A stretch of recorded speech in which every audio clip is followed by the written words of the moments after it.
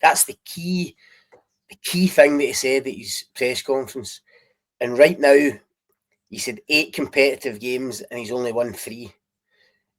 He's not won a league game yet. No, drawn. No, failing to beat Motherwell and Dundee in the opening two games. That's no good enough. And that's no me saying that. That's Russell Martin said that it had to win while building this and while changing, and that hasn't happened yet. So he must know that he's no delivering on that score. Patrick Stewart said the same thing. So the executive and the owners know that as well. There's no doubt.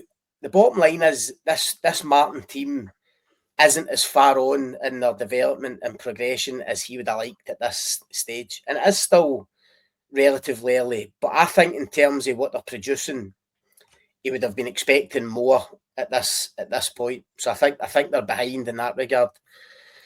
And in terms of the style, listen, it's hard to disagree because a lot of most Rangers fans didn't approve of the Russell Martin appointment at the start, so he was always going to be up against it. So he had to give them something early to cling on to. He had to show them something early that the fans could really buy into and get behind. And he would probably argue, but I just don't think his team have done that so far. I don't think there's enough. Punters aren't they daft. They're no stupid. I mean, they've been in this movie before. They've seen lots of managers come and go. They need something. You think back to the Postecoglou start at Celtic. We've mentioned that a lot of times. No, he had a difficult first kind of 8 weeks at Celtic. And I think he lost 3 of his opening 6 games, eh? That's right. Losing to I think lost to Rangers, Hearts and Livingston early on. But even then, Daniel, I think if you ask Celtic fans, they could see something. So I always remember, I think they lost to Hearts in the opening day. Aye. Obviously, they'd struggled in Europe against Midtjylland, and Celtic fans, obviously, similar to Russell Martin, probably didn't want Ange Postecoglou at the beginning. But see, after the Hearts game, they went and beat Dundee 6-0 at Celtic Park, absolutely murdered Dundee that day. And suddenly fans go, right, this is what he's trying to do. This is what it's meant to look like. And there was another couple of wee bumps. They went to Ibrox and lost. I think they lost to the Livy away. But just gradually, the fans could see development and progression. I just don't think that's happened. I don't think there's been enough of that at Rangers. I don't think the new players that have come in, no enough of them have shown the fans. No, and I know it's still early, but they had to show more. They had to give fans a bit of encouragement, a bit of optimism. And it just hasn't happened yet. And that's why the manager, even at this stage, is under pressure. I'm not saying he's under pressure for his job at this point, but I mean, I'm looking Sunday away to St Mirren. Oh, really, huge game now. Really tough, massive game.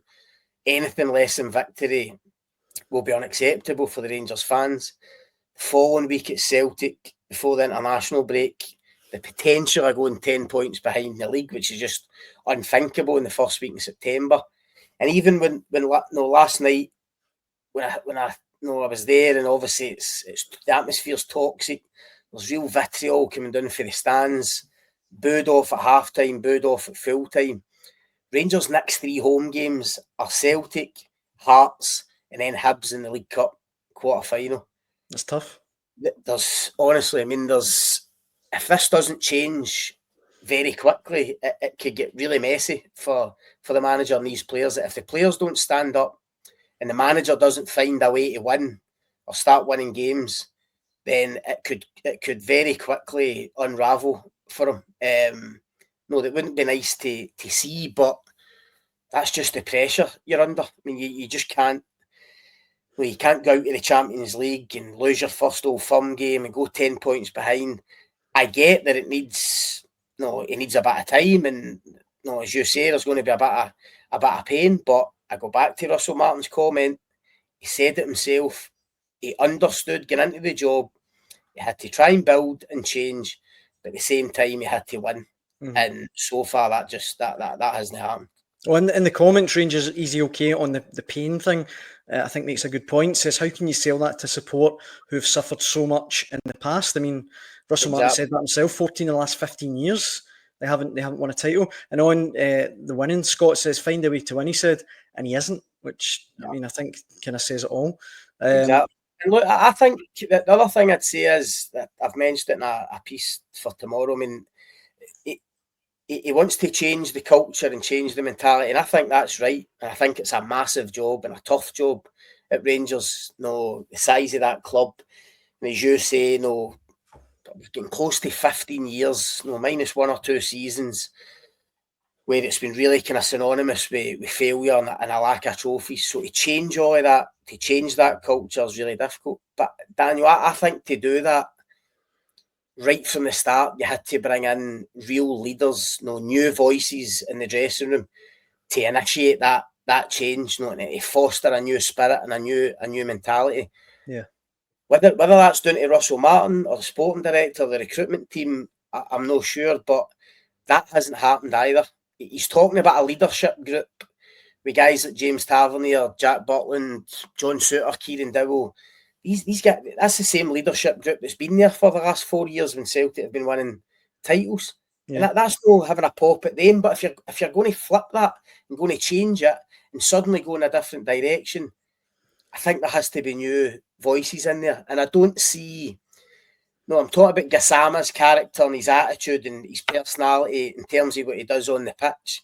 But you're not really expecting a 21-year-old French boy to come in and start leading the dressing room. I'm talking about right from the start. Rangers had to go out and sign proper leaders, proper experience, and there's a couple of guys out there that I think would have helped that. I'll get slaughtered again, but Lawrence Shankland, I think, would have been one of them. A no-brainer for me on a free transfer. Rangers need a striker, still need a striker. That would have been an easy one for me. Captain of Hearts, go and take one of Hearts' best players off them the way Rangers used to do when they were winning stuff years ago. And the club haven't done that. They've decided to go down a different road, and it's proven to be really difficult for them. Just before we wrap up, Scott, the Green Machine says if Hibs beat Rangers in the Cup, then you're talking about Martin going back down south. Your Lawyer Muppet says he's got 3 games to save his job. I mean, look, again, I'll say it. I might get slaughtered for this as well. I think that's way too premature. But you probably know better than me, Scott. I mean, do you think that's premature? It is, but there's just no getting away from how big the next kind of 11 days are for him, in terms of the St Mirren and the Celtic game.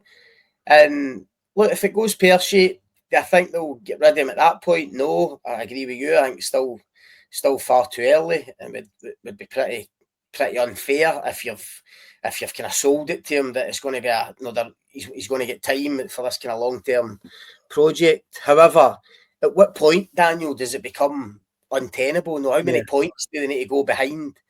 Some of the viewers there are saying, kind of half joking about not making the top 6. I mean, listen, I think me or you could manage them, probably still get into the top 6. But it's if suddenly second place becomes a debate, with a Hearts, we're already 4 points behind Hearts. Do you know what I mean? If that becomes a debate, that's not where Rangers. That's not where Rangers want to go. It's not where the new owners want to go. I talked about what Patrick Stewart and Russell Martin said when they came in. When the owners came in, they said their number one target was to be the number 1 team in Scotland again, and they wanted to do it quickly. So I'm sorry, but I mean, you're not going to do that if you're 10 points behind. Come September, October. So it's going to. The next few weeks are really, really tough for them.